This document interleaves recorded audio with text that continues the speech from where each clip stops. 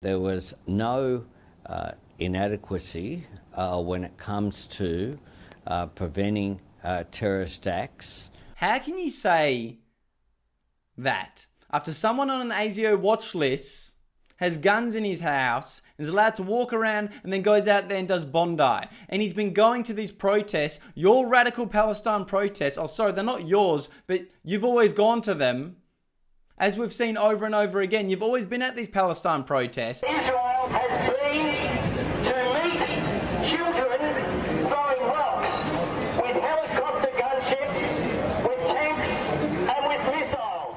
G'day everyone, welcome back to another video. Now this is what we've been waiting for. The Royal Commission report. After Bondi Beach, Albanese is finally addressing the findings so far. What's been going on? Did any sectors fail? Was the security wrong? Why did these people do it? All this stuff. And did the Albanese government do everything they could to prevent this radicalism? Let's get into this. Let's watch this. Make sure you like this video, subscribe to the channel if you support the Australian message, and let's see what Anthony Albanese has to say about the findings so far. The interim report has stated that despite an increase in funding for the national intelligence community, the proportion allocated for counter-terrorism significantly declined between 2020 and 2025. Did those funding decisions leave the intelligence agencies without essential resources? No, indeed, the report shows the opposite. The report shows that funding for all of our security agencies has increased since we came to office. And it does show that, Prime Minister, if I might just take you to the point, it shows that overall increase, but it says there was a decline in the funding for counter-terrorism. So do you need to link the funding more clearly to ensure it goes to the right places? AKA, they put more money into red tape rubbish, not actually preventing terrorists. Not actually going after these radicals. Albanese can't go after his own voters, can he? The report makes it clear that there was no inadequacy when it comes to preventing terrorist acts. How can you say that after someone on an ASIO watch list has guns in his house and is allowed to walk around and then goes out there and does Bondi, and he's been going to these protests, your radical Palestine protests, oh sorry, they're not yours, but you've always gone to them, as we've seen over and over again, you've always been at these Palestine protests. Israel has been to meet children throwing rocks with helicopter gunships, with tanks and with missiles. And you've allowed them to fester. You've allowed them to be on the Sydney Opera House chanting "Gas the Jews" and many other horrible profanities.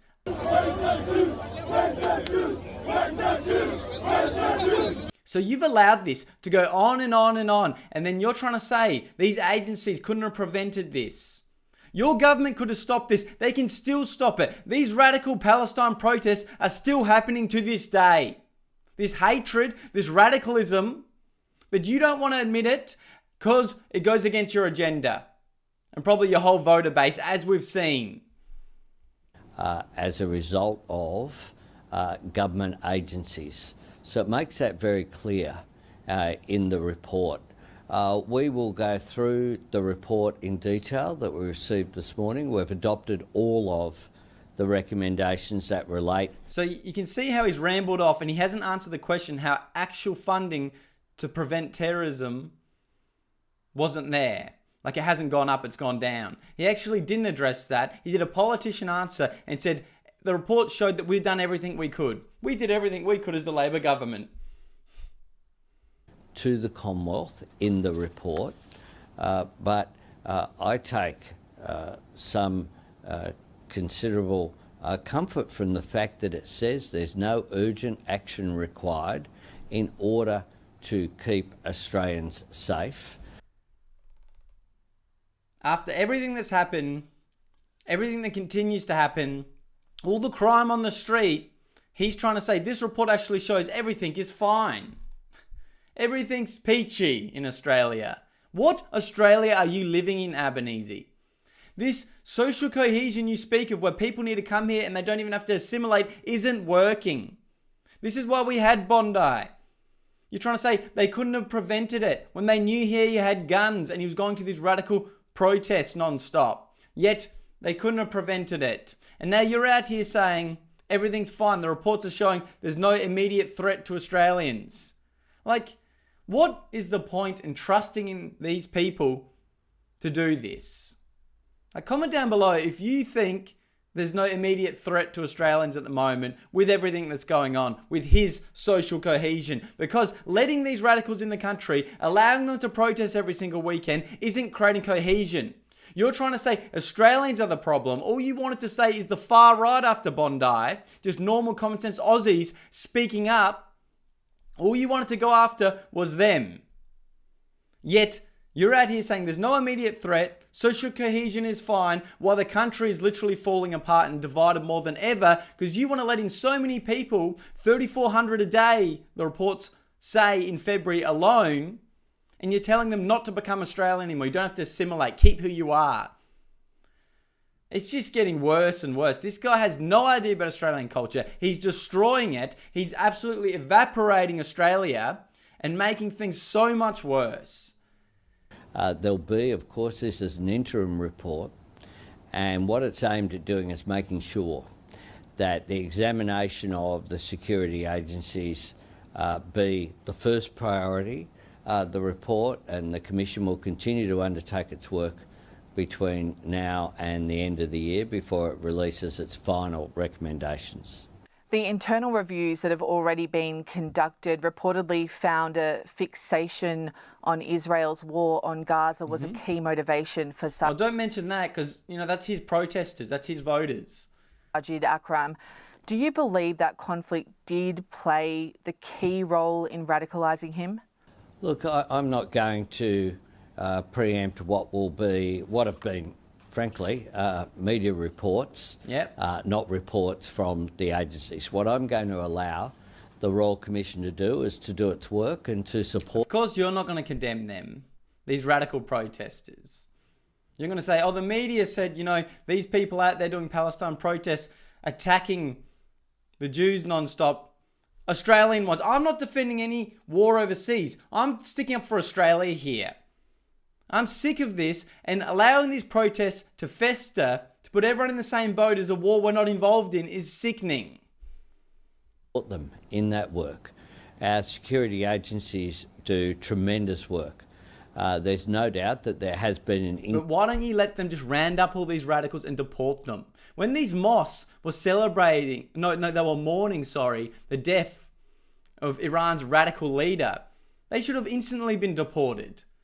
Increase in anti-Semitism in Australia, particularly since October 7, the Hamas terrorist attack in Israel, and that there has been an increase in disputes and a decline in social cohesion here as a result of that conflict.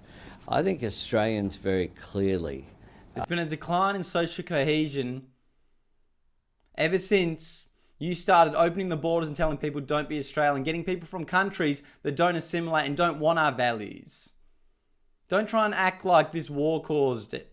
Always blaming overseas. Why are we involved so much in overseas? Because you bring it here. Want a couple of things. One is they want conflict to end wherever it's occurring around the world. And the other thing is that they don't want conflict brought here. And so stop bringing it here. How can he say that when he allows 3,400 people a day and he doesn't even vet them? Like he's like, let them in. How could you vet 3,400 people a day? Not a week, not a month, a day. That is one of the concerns with the rise of anti-Semitism. Clearly, is people who might object to actions of the Israeli government somehow blaming Jewish Australians for those actions. So stop letting them go out there on the weekend chanting and doing that non-stop. Australian of the Year Grace Tame was out there screaming like that straight away after Bondi. It's sickening. Now, that is completely unacceptable. It is one of the factors that has led to the rise in anti-Semitism. As for the motives of the acrims, one of the things that the Royal Commissioner has made very clear as well is that given these matters are before the courts, some of this speculation does not assist the appropriate legal processes to be undertaken, and the Royal Commissioner has made her views very clear on that. Some Jewish community representatives continue to maintain you didn't do enough to stamp out anti-Semitism. Yep, you say doesn't. you haven't been asked to appear at the Royal Commission, but do you feel any responsibility to take part in this fact? You know the problem with the Royal Commission when the leader of the country isn't getting questioned about it. Finding process to avoid a similar incident in the future? I engage in the political process on a daily basis. I've just done a media conference and I'm talking to you now. We continue to engage. One of the things that should not occur is an attempt to seek partisan political advantage from what is a national issue and requires a national response. And it requires a response that isn't subject to partisanship, but December 14 required the country to come together, to put our arms around the Jewish community, to give them support at the time that it was needed, and to not seek political advantage on these issues. What a complete idiot. Of course we want to talk about the politics of this because you're the leader of the country. You're trying to say put your arms around the Jewish community when you couldn't even say radical Islam. Or your government couldn't even address who actually done the attack. You still can't say it. And you're trying to say, oh, people shouldn't, use politics to take an advantage of this. Yeah, of course. We need to vote you out. We need to get political parties in who actually protect Australians. Like, it's absolutely sickening. He's out here pretty much, in my opinion, saying everything was fine. We did everything we could. There's no immediate threat. Social cohesion is because of overseas, not because of what we're doing to Australia. Yada, yada, yada. Not because of mass immigration, not because of radical Islam. All this shit that is completely a joke and every Australian can see it. If you vote for this idiot, you are completely lost because how can you listen to his dribble from his neck and make it make sense? It goes against everything that normal Australians are going through, what we're all seeing on a day-to-day basis. So how can you go out there and listen to this man and hear his lies, in my opinion? It's absolutely shocking. And we need to keep speaking up against this. Keep getting the message out there. I'm going to do a full live stream on this reaction later tonight because this is shocking and we need to speak about it. Make sure you like this video, subscribe to the channel, join to be a member, or buy me a coffee in the description down below. It means a lot to me because we need to keep speaking up and getting the message out there. Just liking and commenting helps boost these videos a lot. So thank you so much. Let's keep speaking up for Australia. Get the message out there. We're not slowing down. We're only speeding up. And let's stop this Labor government trying to lie to us, saying there's nothing wrong.